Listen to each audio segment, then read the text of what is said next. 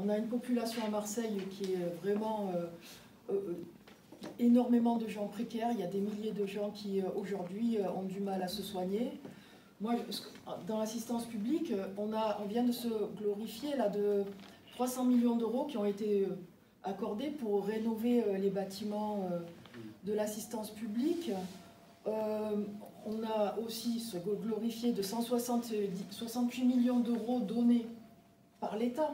Mais quelle est la contrepartie aujourd'hui pour avoir droit à ces rénovations? C'est la suppression de 1000 postes. Alors ça, c'est aussi, je veux dire, tous les directeurs, même, bon, le maire est aussi président du conseil d'administration, mais c'est pas nous.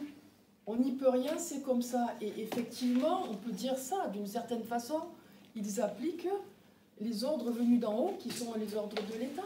Donc pareil, quand on dit qu'on peut changer les choses localement, dans le niveau de la santé, c'est encore plus faux. C'est encore plus faux. Et qui paye les pots cassés dans cette histoire, c'est toujours pareil, c'est les plus pauvres de la ville. Hein. Donc pareil, vous savez, quand il faut attendre maintenant 1 an ou pas loin pour avoir une hospitalisation pour des examens, enfin, de toute façon, je pense que tout le monde aurait à dire là-dessus, mais bon, voilà, quoi, c'est pour ça, c'est pareil, ça rejoint un petit peu tout ça, c'est de dire, bon, ben, c'est au niveau, la marge de manœuvre au niveau des municipalités, de tous ces gens qui se présentent, qui disent on va changer les choses, et ben, en réalité, leur marge de manœuvre, elle est infime.